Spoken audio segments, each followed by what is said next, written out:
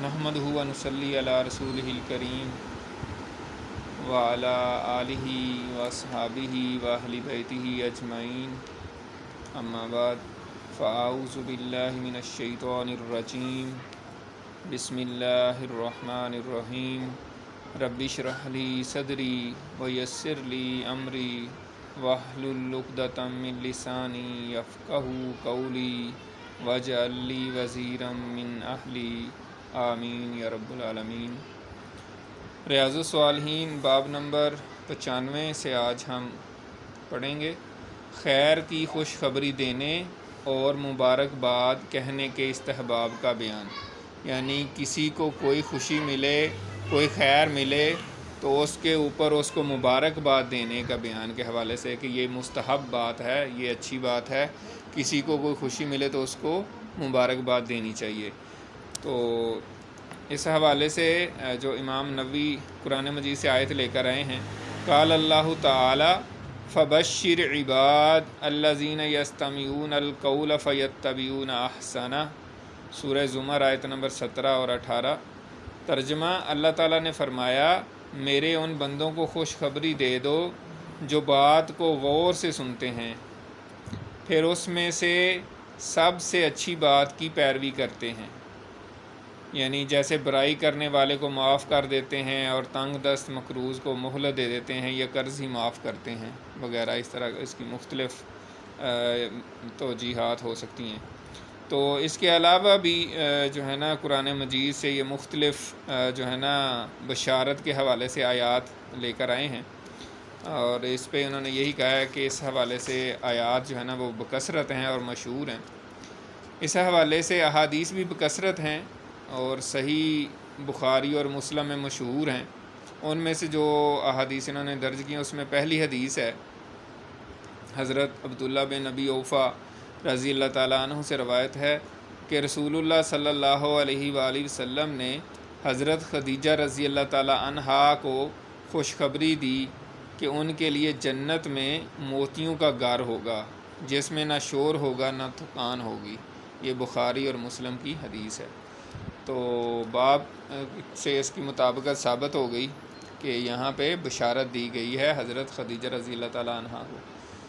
تو حضرت خدیجہ رضی اللہ تعالیٰ عنہ کی جو خدمات ہیں اسلام کے لیے، اور وہ اپنے زمانے کی سب سے بہترین خواتین میں بھی سب سے بہتر تھیں، اور انہوں نے جس طریقے سے اپنا مال جان جو ہے نا دین اسلام کے لیے قربان کیا ہے اور جس طریقے سے سیکریفائس کیا ہے وہ قابل صد جو ہے نا تحسین ہے۔ کس طریقے سے، کیونکہ وہ مکے کی سب سے مالدار خاتون تھیں اور انہوں نے اپنا سارا مال جو ہے نا وہ حضور پاک صلی اللہ علیہ وآلہ وسلم کے لیے وقف کر دیا، اور پھر جس طریقے سے انہوں نے آپ صلی اللہ علیہ وآلہ وسلم کو حوصلہ دیا ہے، یہ بہت ہی قابل قدر اور بہت ہی جو ہے نا قابل ذکر بات ہے۔ خاص طور پہ جب وحی کا آغاز ہوا اور آپ صلی اللہ علیہ وآلہ وسلم کو بہت ایک طرح سے غم تھا اور پریشانی تھی اور بڑے آپ گھبرا گئے، جیسے کہ قرآن مجید میں بھی آتا ہے کہ آپ نے آگے کہا کہ مجھے کمبل اڑا دیں، کمبل اڑا دیں۔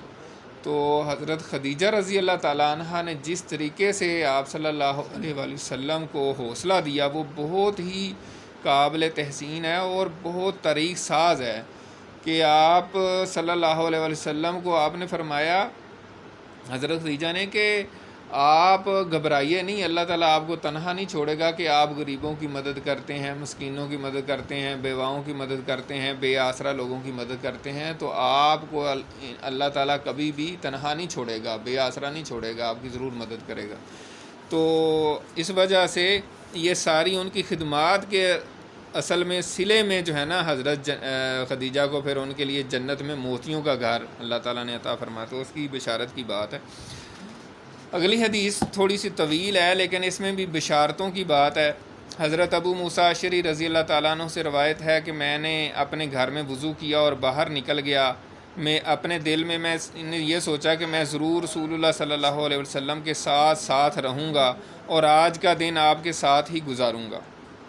چنانچہ وہ مسجد میں آئے اور نبی اکرم صلی اللہ علیہ وآلہ وسلم کے متعلق لوگوں سے پوچھا تو صحابہ نے بتایا کہ آپ اس طرف گئے ہیں۔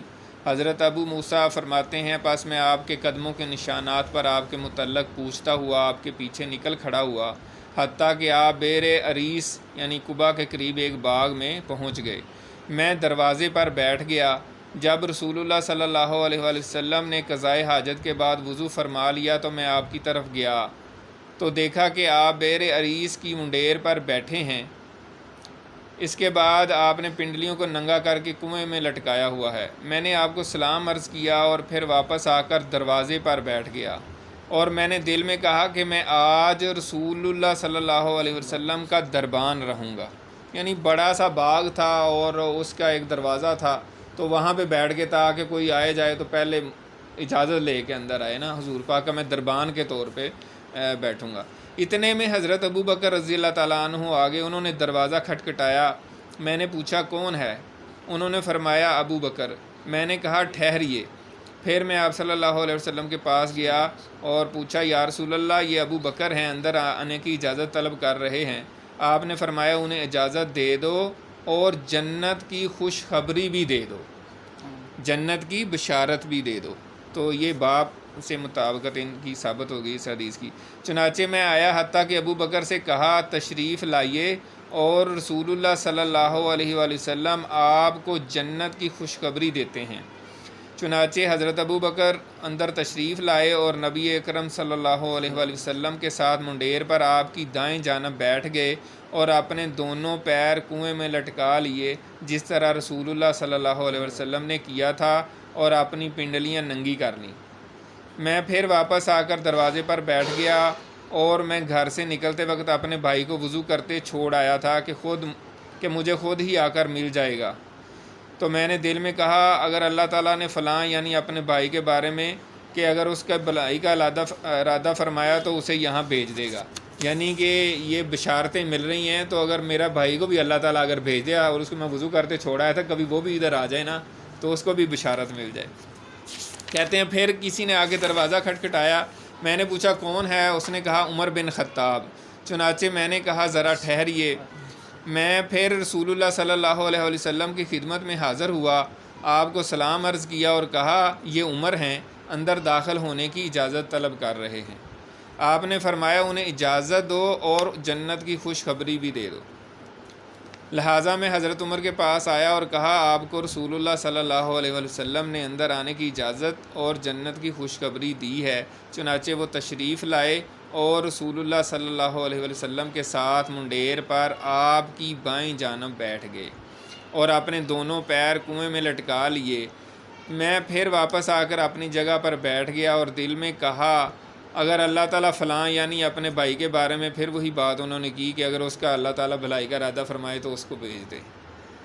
اتنے میں کوئی اور شخص آیا، اس نے دروازہ ہلایا تو میں نے پوچھا کون ہے؟ اس نے کہا عثمان بن عفان۔ میں نے کہا اچھا ٹھہریے، اور میں نے نبی اکرم صلی اللہ علیہ وآلہ وسلم کو آ کر اطلاع دی۔ آپ نے فرمایا انہیں اجازت دے دو اور ایک بلوا یعنی حادثے کے ساتھ جو انہیں پیش آئے گا جنت کی خوشخبری سنا دو۔ چنانچہ میں آیا اور ان سے کہا تشریف لائیے، اور رسول اللہ صلی اللہ علیہ وآلہ وسلم آپ کو ایک حادثے کے ساتھ جو آپ کو پیش آئے گا جنت کی خوشخبری دیتے ہیں۔ چنانچہ وہ اندر تشریف لائے تو دیکھا کہ کنویں کی منڈیر پر ہو گئی ہے، یعنی نبی اکرم صلی اللہ علیہ وسلم کے دائیں بائیں دونوں جانب جگہ نہیں ہے، پس وہ آپ کے سامنے دوسری جانب بیٹھ گئے۔ حضرت سعید بن مسیب، اب یہ ان کی حدیث مکمل ہو گئی ہے صحابی رسول حضرت ابو موسیٰ اشعری کی۔ اب یہ آگے تابعی ہیں حضرت سعید بن مسیب جو مشہور تابعی ہیں اور حضرت ابو موسیٰ رضی اللہ تعالیٰ عنہ سے روایت کرنے والے راوی ہیں۔ فرماتے ہیں کہ میں نے اس سے ان کی قبروں کی تعویل کی، یعنی ابو بکر اور عمر قبر میں بھی اس طرح ساتھ ہوں گے جبکہ عثمان کی قبر الگ ہوگی۔ بخاری و مسلم، یہ بخاری اور مسلم کی حدیث ہے۔ نہیں انہوں نے اس سے وہ ان کی تعویل لی کہ اسی طریقے سے ان کی قبریں بھی اسی طریقے سے بنیں گی، تو ایسا ہی ہوا پھر۔ تو یہاں یہ حدیث جو بیان کی ہے تو اس میں بشارتوں کا کیونکہ بیان تھا، اس وجہ سے یہ حدیث لے کر آئے ہیں۔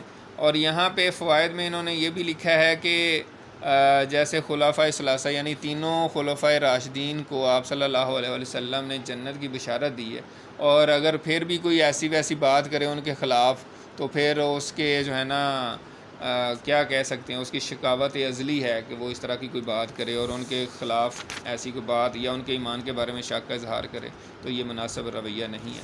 اللہ تعالی ہم سب کو ہدایت عطا فرمائے اور جو کچھ پڑھا ہے سنا ہے اس پر عمل کرنے کی توفیق عطا فرمائے۔